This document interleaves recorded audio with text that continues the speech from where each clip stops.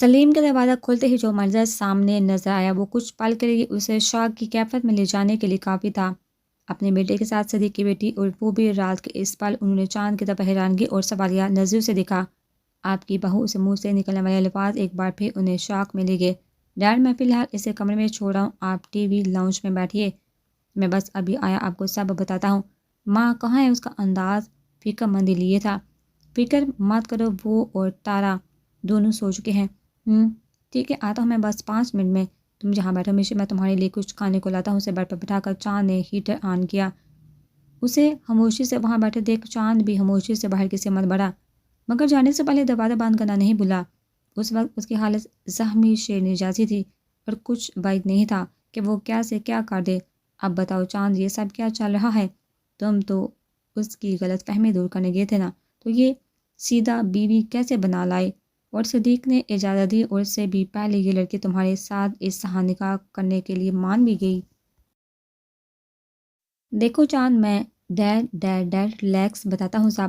چاند نے انہیں کندھوں سے پکڑ کر صوفے پر بٹھایا۔ سلیم نے ایک ساتھ کتنے ہی سوال کر ڈالے جو اس 5 منٹ کے اندر اندر ان کے دماغ میں آئے تھے۔ کچھ دیر ذہن میں لفظوں کا تال میل بٹھا کر اس نے تقریباً سارا واقعہ گوشے گزار کر دیا، جسے سنتے ہی وہ تو مانو کسی گہرے صدمے کا شکار ہو کہ تم ایسا کیسے کر سکتے ہو چاند؟ ایک لڑکی کے دامن پر آج تمہاری وجہ سے اس قدر کیچڑ اچھالا گیا ہے، وہ بھی اپنے باپ کے ہاتھوں۔ میں نے تمہیں روکا تھا، اس وقت کسی کے گھر پر جانا مناسب نہیں ہوگا، مگر تم نہیں رکے۔ اگر تم رک جاتے تو شاید یہ سب نہ ہوتا۔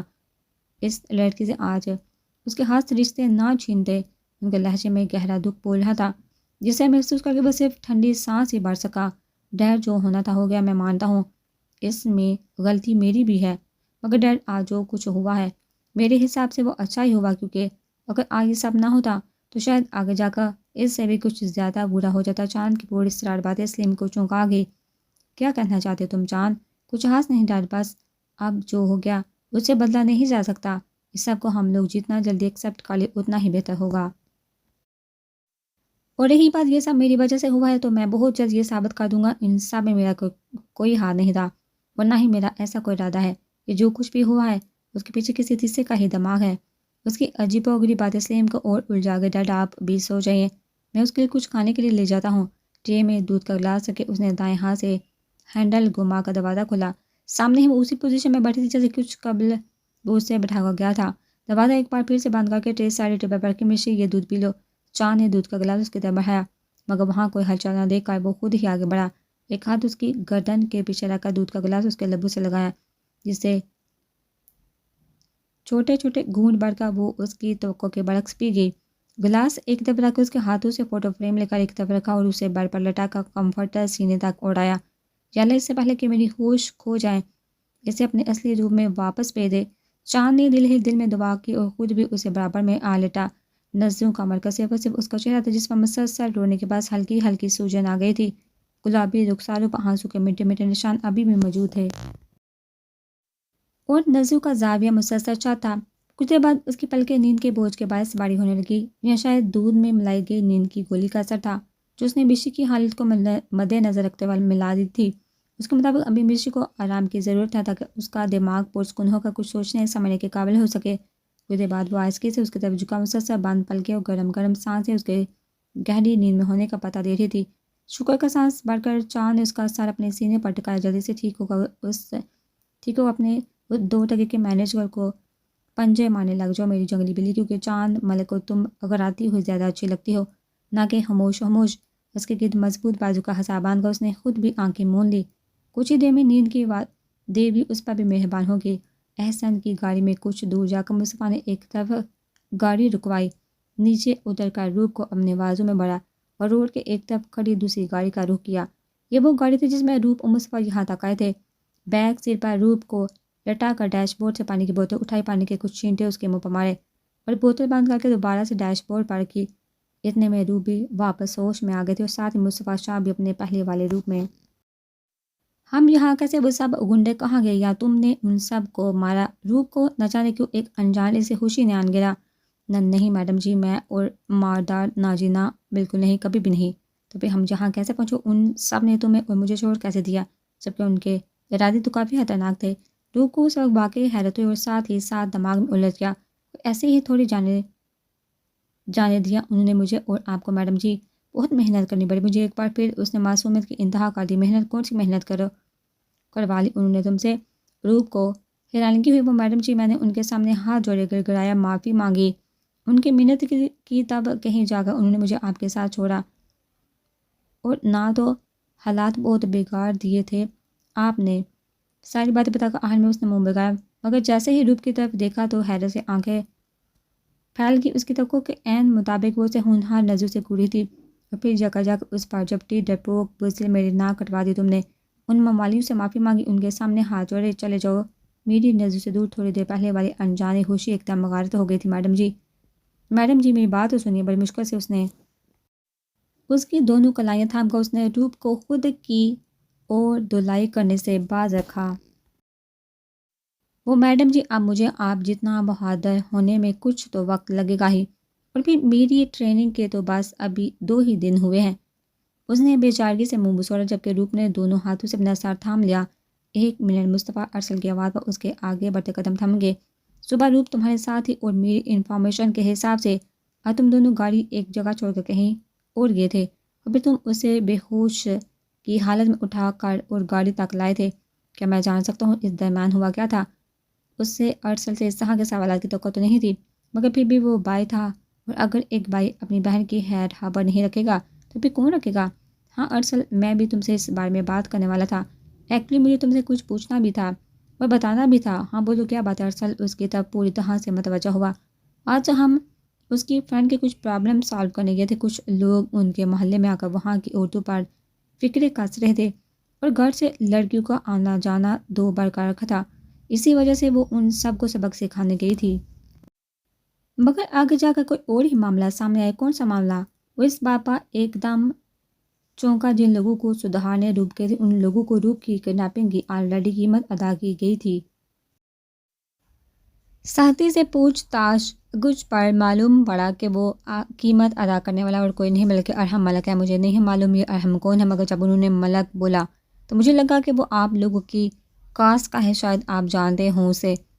بس پوچھنا بھی یہی تھا اور بتانا بھی یہی۔ پوری بات بتا کر اس نے ارسل کے چہرے کی طرف دیکھا، جو غصے کی شدت سے سرخ ہو گیا تھا۔ ڈیڈ، ارسل کی تیز داڑھ پر وہ حیرت زدہ ہوا۔ کیا ہوا ہے ارسل؟ کیوں اتنا زور سے چیخے تم؟ اسود ماتھے پر تیوریاں چڑھائے قدم قدم سیڑھیوں سے نیچے اترا، اور اس کے پیچھے پیچھے حیران و پریشان سے قرۃ العین بھی۔ سنیے ڈیڈ، ذرا غور سے سنیے، آپ کی پھپھو اور اس کے لاڈلے نواسے کی کرتوتیں۔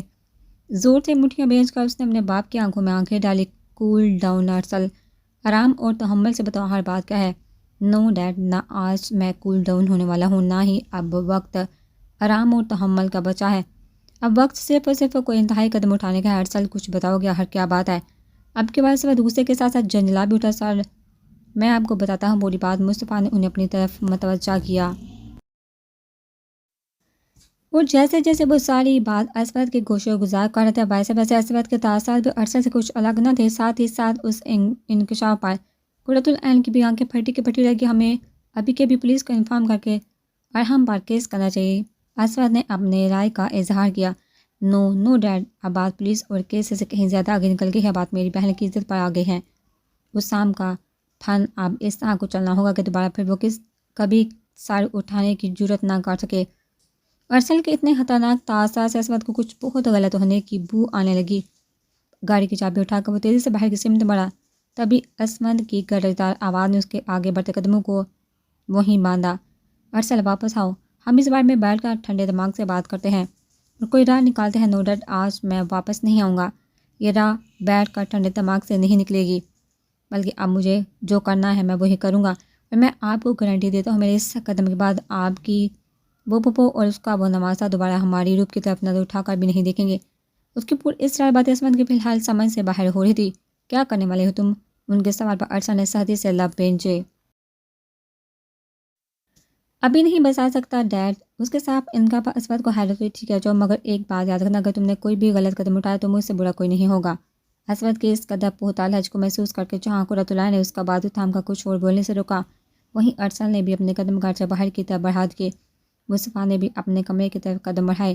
آخرکار سب اسی کے پلان کے مطابق تو ہوا تھا، باقی سب کو تو وہ دیکھ لیتا، مگر یہ روپ کا اپنا خاندان تھا، ان پر ہاتھ ڈالا، مطلب شک کی سیدھی سوئی اپنی طرف خود کا لینے کے مترادف ہوگا۔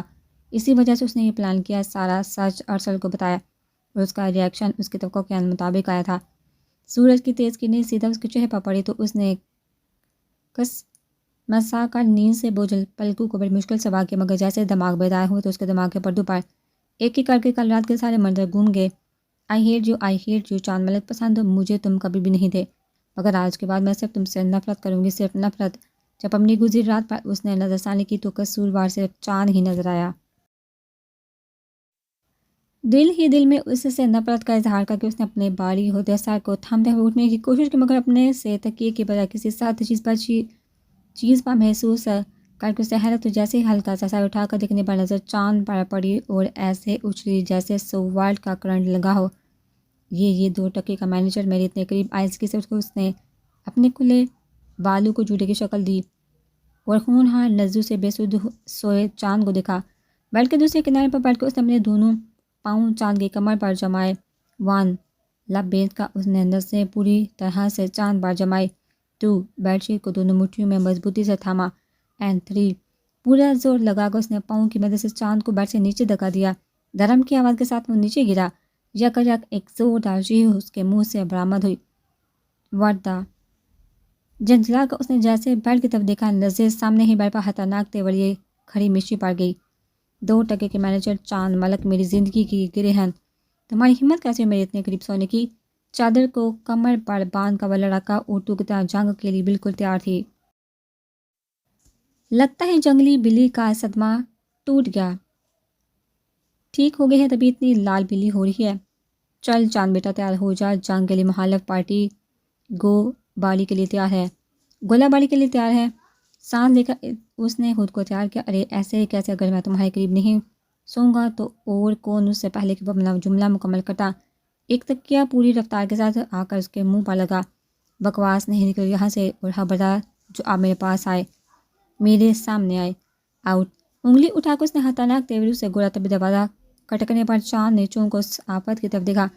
مشی دیکھو، یہ چادر کمر سے اتار کر سر پر اوڑھ لو، تمہارے ساس سسر میں سے کوئی آیا ہوگا، ایسے اچھا نہیں لگتا۔ چاند نے التجا کی، مگر اسے ایک لمحے کا بھی فرق نہیں پڑا۔ البتہ دونوں بازو سینے پر باندھ کر اس نے ابرو اٹھا کر اس کی طرف طنزیہ نظروں سے گھورا۔ ایک بار پھر دروازہ کھٹکنے کی آواز پر وہ بے سے آگے بڑھا۔ دروازہ کھلتے ہی سامنے اپنی ماں، ڈیڈ اور تارا کو دیکھ اس کا سر چکرا گیا۔ مدد طلب نظر سے اپنے ڈیڈ کی طرف دیکھا، مگر انہوں نے بھی آنکھیں گھما کر کسی بھی مدد کے لیے نو سگنل دے دیا۔ چمبیلی نے جب سامنے کا منظر دیکھا تو منہ حیرت سے کھلے کا کھلا رہ گیا۔ یہ لڑکی کون ہے تمہارے کمرے میں چاند؟ انہوں نے حد درجہ حیرت سے سوال کیا تو چاند کا سر شرم سے جھک گیا۔ بولو چاند بیٹا، میں کچھ پوچھ رہی ہوں۔ انہوں نے سوال دہرایا تو چاند نے ایک نظر پھر سے اپنے ڈیڈ کی طرف دیکھا۔ وہ ماں، یہ آپ کی بہو ہے کیا؟ شدید صدمے سے وہ اس سے 2 قدم دور ہٹی۔ نہیں، ایسا نہیں ہو سکتا، رات یہ شادی کرایا، اور حمیلہ بھی نہیں۔ سلیم عابد سے بولی، اگر یہ مذاق ہے تو مجھے پسند نہیں ہے۔ انہوں نے سلیم کا بازو پکڑ کر ہلایا، مگر بدلے میں ان کا جھکا سر دیکھ کر اسے حیرت ہوئی۔ چمبیلی تم ادھر آؤ، میں تمہیں سب سمجھاتا ہوں۔ مجھے یقین ہے جب تم پوری بات سن لو گی تو اتنی حیران زدہ نہیں ہوگی۔ مطلب آپ بھی جانتے ہیں، اور آپ نے مجھے، ادھر آؤ تم، میں سمجھاتا ہوں آپ کو۔ سلیم نے اسے دونوں بازو سے تھام کر باہر کا رخ کیا۔ تارا نے ایک نظر شعلہ جوالہ بنی مشی کی طرف دیکھا اور ایک نظر اپنے بھائی کی طرف۔ منہ پر ہاتھ رکھ کر اس نے ہنسی دبائی۔ ویلکم بھابھی۔ مشی کو فلائنگ کس دے کر اس نے چاند کو آنکھ ماری اور واپس اپنے کمرے کی طرف دوڑ لگا دی۔ چاند نے بے بسی سے اس کی طرف دیکھا، جبکہ بدلے میں مشی نے وہی ہونہار نظروں سے اسے گھورا۔ اس سے پہلے کہ وہ کچھ بولتا، فون کی رنگ ٹون نے چاند کی طرف توجہ اپنی طرف مبذول کروائی۔ اسکرین پر ارسل کالنگ جگمگاتا دیکھ وہ کال ریسیو کرتے ہی کمرے سے باہر آیا۔ ہاؤ ڈو شور یار، تم یہ سب کرو گے؟ ہاں، بہت ضروری ہو گیا ہے یہ کرنا، مگر میں ایک بار پھر سے بولوں گا، سوچ لے، اس لڑکی کی کوئی غلطی نہیں ہے، اور یہ اتنا چھوٹا فیصلہ نہیں جو تم غصے میں آ کر یوں ہی لے چلو۔ چاند نے اپنی طرف سے اسے سمجھانے کی پوری کوشش کی۔ دیکھو چاند، تم مجھے غلط مت سمجھو، میں نے یہ فیصلہ جلد بازی میں ضرور لیا، مگر بنا سوچے سمجھے بالکل نہیں۔ آج تم میرا ساتھ دو گے، مگر یار جب سے تم اسے یہاں لائے ہو وہ رو رہی ہے بیچاری، میرا یہی مشورہ ہے اس معصوم کو اس کے گھر چھوڑ آؤ۔